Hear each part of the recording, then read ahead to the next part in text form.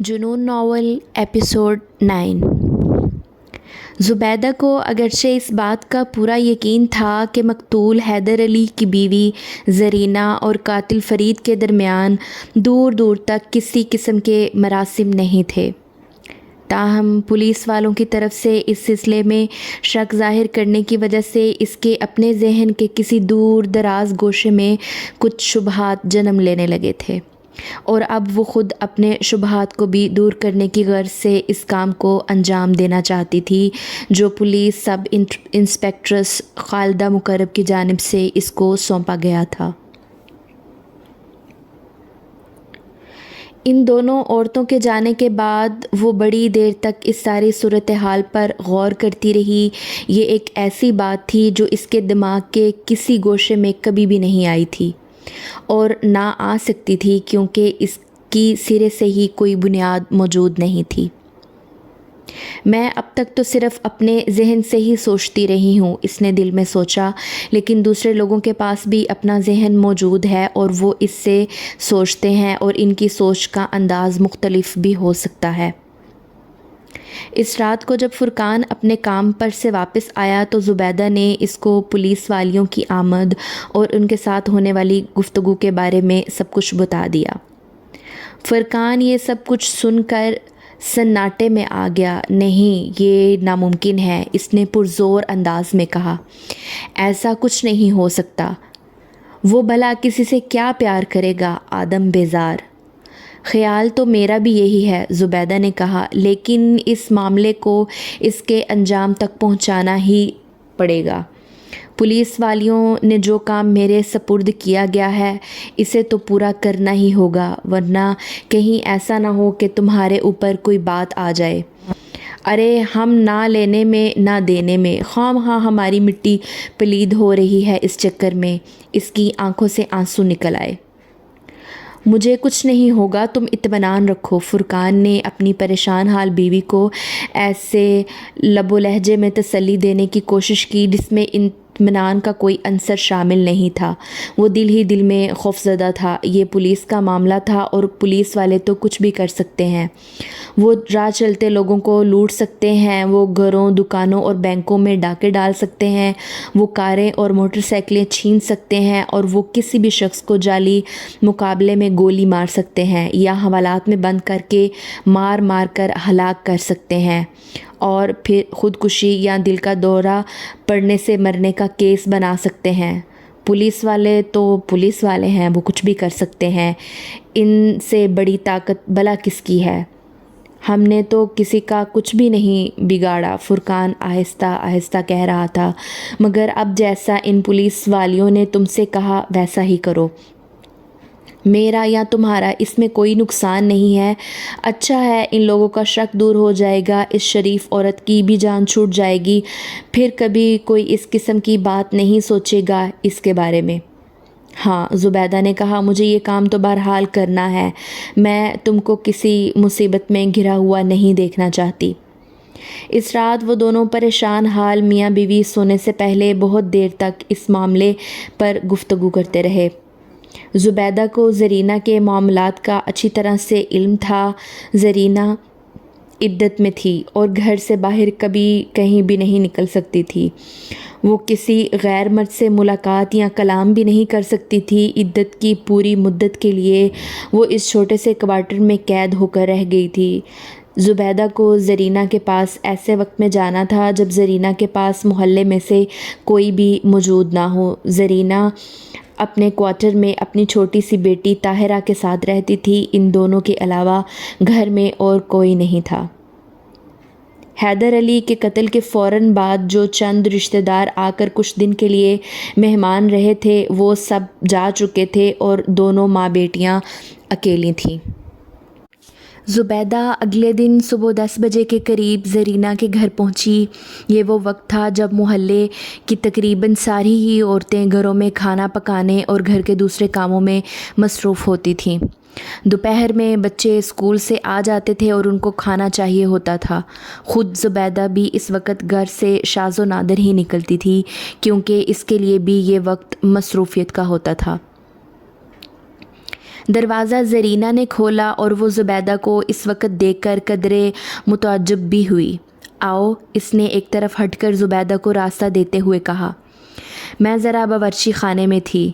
یہ وقت ہی باورچی خانے میں کام کرنے کا ہے، زبیدہ نے ایک پھیکی مسکراہٹ کے ساتھ کہا اور اپنے ڈھیلے ڈھالے کرتے کی جیب میں ہاتھ ڈال کر اسے چھوٹی سی ٹیپ ریکارڈر کو چھوا جو خالدہ مکرم نے اس کو خاص مقصد کے لیے دیا تھا اور جس کام کو کرنے کے لیے وہ آئی تھی۔ اس ساری ضروری ہدایات اس کو پہلے سے ہی حاصل تھیں۔ اس سب کو اچھی طرح سے سمجھا دیا تھا۔ زبیدہ نے گھر میں داخل ہونے سے پہلے ہی اس ٹیپ ریکارڈر کا بٹن آن کر دیا تھا۔ اس بد نصیب نے اب تک یہ نہیں بتایا ہے کہ اس نے حیدر بھائی کو کیوں قتل کیا۔ زبیدہ نے سوچے سمجھے منصوبے کے تحت نپے تلے انداز میں گفتگو کا آغاز کیا۔ وہ ابھی تک خاموشی اختیار کیے ہوئے ہے۔ پولیس نے افضل کے ابا کو پھر پوچھ گچھ کے لیے تھانے بلایا تھا۔ ان بیچارے کو تو نہ جان مصیبت میں آ گئی ہے۔ بتاؤ بھلا وہ کیا بتا سکتے ہیں؟ انہیں کیا معلوم ہے؟ اگر کچھ معلوم ہے تو ان کو معلوم ہے جس نے قتل کیا اور وہ اپنی زبان پر تالا لگائے ہوئے ہے۔ تو یہ کم بخت پولیس والے فرقان بھائی کے پیچھے کیوں پڑ گئے ہیں؟ زرینہ نے سخت بیزاری کے ساتھ کہا۔ اس منحوس نے اتنے بہت سے لوگوں کے سامنے جرم کیا ہے، کیا یہ کافی نہیں؟ اب اور کیا ثبوت چاہیے انہیں؟ عدالت میں پیش کریں اور پھانسی پر لٹکوا دیں اس کو۔ مگر پولیس والے تو کسی اور ہی چکر میں ہیں، زبیدہ نے آہستہ سے کہا۔ اور کیا چکر ہے ان کا؟ زرینہ نے قدرے تعجب سے پوچھا۔ پولیس والے یہ جاننا چاہتے ہیں کہ کیا تم واقعی یہ چاہتی ہو کہ فرید کو پھانسی ہو جائے؟ کیا مطلب؟ زرینہ نے چونک کر کہا۔ ارے میں نہیں چاہوں گی تو اور کون چاہے گا؟ ارے میرے تو روئیں روئیں سے اس کے لیے بد دعا نکلتی ہے، خدا کرے اسے 2.5 گھڑی کی موت آ جائے۔ ہیضہ بٹورے اس کو، بدن سے کوڑ پھوٹ پھوٹ کر نکلے۔ پھانسی سے کم کی سزا تو ہونی ہی نہیں چاہیے۔ سنو زرینہ، زبیدہ نے سنجیدگی کے ساتھ کہا، پولیس والوں نے افضل کے ابا کو تھانے بلوایا تھا اور ان کے ذریعے تم سے ایک خاص بات کہلوائی ہے۔ وہ تمہیں تھانے اس لیے نہیں بلوانا چاہتے کیونکہ تم عدت میں ہو اور وہ خود بھی تمہارے پاس آ کر بات نہیں کرنا چاہتے۔ انہوں نے افضل کے ابا کو بلایا اور ان سے کہا کہ وہ میرے ذریعے تم سے یہ بات معلوم کرے کہ کیا تم واقعی یہ چاہتی ہو کہ فرید کو پھانسی ہو جائے؟ ارے میری سمجھ میں نہیں آ رہا کہ یہ کیا بات ہے۔ ارے میں کیوں نہیں چاہوں گی کس منحوس کو پھانسی کی سزا ہو؟ میں تو چاہتی ہوں کل کی آج ہو جائے اور ابھی ہو جائے اسے۔ خدا کرے اس کمبخت کو تو مرتے وقت کلمہ بھی نصیب نہ ہو۔ مجھے تم سے یہ بات کہتے ہوئے شرم آ رہی ہے، زبیدہ نے سنبھلتے ہوئے لہجے میں کہا، لیکن میں کیا کروں؟ پولیس والے افضل کے ابا کی جان کے پیچھے لگ گئے ہیں اور وہ انہیں مجبور کر رہے ہیں کہ وہ میرے ذریعے تم تک یہ بات پہنچائیں۔ دراصل پولیس والوں کا خیال ہے کہ فرید نے حیدر علی کا خون تمہاری وجہ سے کیا ہے۔ میری وجہ سے؟ زرینہ کو جیسے بجلی کا جھٹکا لگا۔ میری وجہ سے؟ ارے وہ کیوں بلا؟ تم تو بات کو سمجھنے کی کوشش ہی نہیں کر رہی۔ کم بخت مارے یہ سمجھ رہے ہیں کہ فرید تم کو چاہتا تھا اور اس نے تم کو حاصل کرنے کی غرض سے تمہارے شوہر کو قتل کر دیا، اور یہ کہ اب اگر تم دونوں ایک دوسرے کو حاصل کرنا چاہو تو پولیس والے تمہاری مدد کر سکتے ہیں، مگر اس کے لیے پولیس کی تھوڑی بہت مٹھی گرم کرنا پڑے گی۔ پولیس جان بوجھ کر کیس کو کمزور کر دے گی اور فرید کو بس چند سال کی سزا ہو جائے گی، جس کے بعد وہ آزاد ہو کر باہر آ جائے گا، پھر وہ تمہارے ساتھ۔ زرینہ ایک دم پھٹ پڑی۔ اس میں اب مزید سننے کی تاب نہیں رہی تھی۔ غم غصے کی حالت میں اس کی آنکھوں سے شعلے نکلنے لگے، اس کی آواز بھر آئی، ارے میں تو کہتی ہوں کتے کی آئی ہو تو اسے آ جائے، سور کی آئی ہو تو اسے آ جائے، کیڑے پڑے اس کی لاش پہ، ہائے میں تو جیتے جی مر گئی، وہ لوگ کیسی کیسی باتیں کرتے ہیں۔ نہیں زرینہ، زبیدہ نے کہا، کوئی بھی ایسی بات نہیں بنا رہا، کیونکہ سب کو اس اصل حقیقت کا علم ہے کہ تمہارا اس کے ساتھ کوئی تعلق نہیں ہے، یہ صرف پولیس والوں کے اپنے چکر ہیں، وہ سوچتے ہیں اگر اس کا خیال صحیح ہو تو وہ کمائی کا کوئی راستہ نکال لیں۔ پولیس والوں کے ہی ہاتھ میں تو سب کچھ ہوتا ہے، کیس تو وہی بناتے ہیں، اگر چاہیں تو کیس کو کمزور کر دیں، اگر چاہیں تو جھوٹے کیس کو بھی اتنا طاقتور بنا دیں کہ آدمی کے گلے میں پھندا ہی فٹ ہو جائے۔ ارے ان منحوسوں سے کہلوا دینا زبیدہ، ان سے کہلوا دینا کہ سب کچھ بکواس ہے، ارے میری طرف سے وہ اس حرام کے جنے کو 70 دفعہ پھانسی دے دیں۔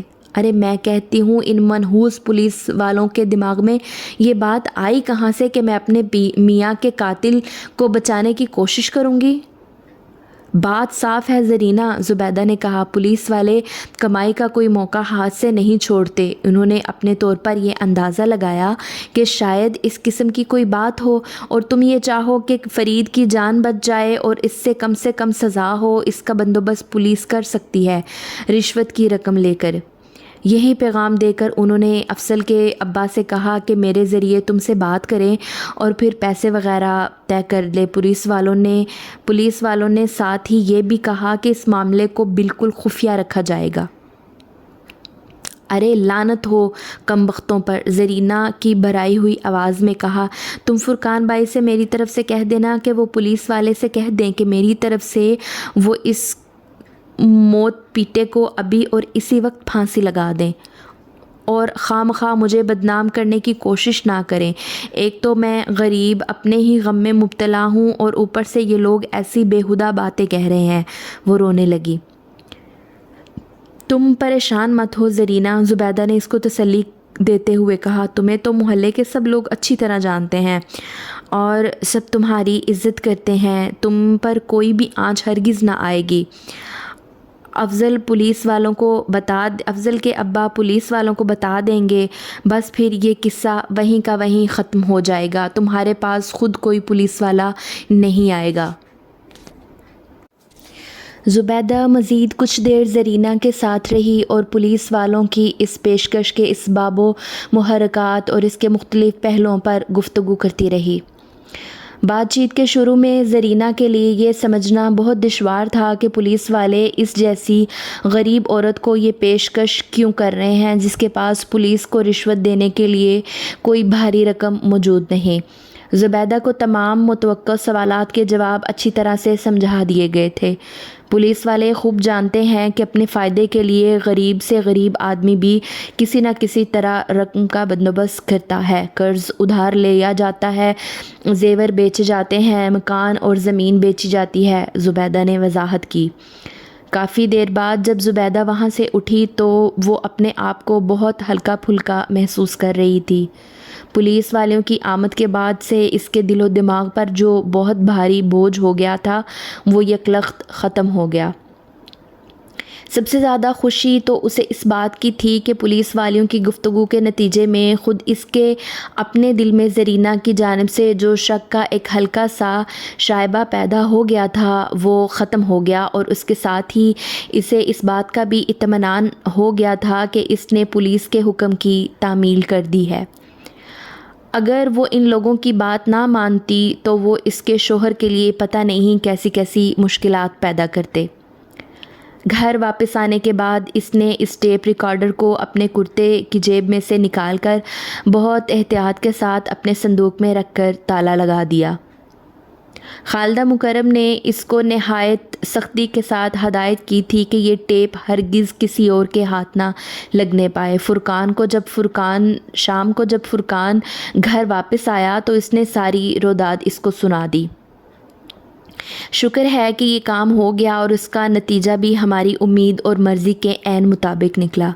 زبیدہ نے اپنی بات ختم کرتے ہوئے کہا، مجھے تو اس ساری بات سے اس قدر ہول ہو رہا ہے کہ بس کچھ نہ پوچھو۔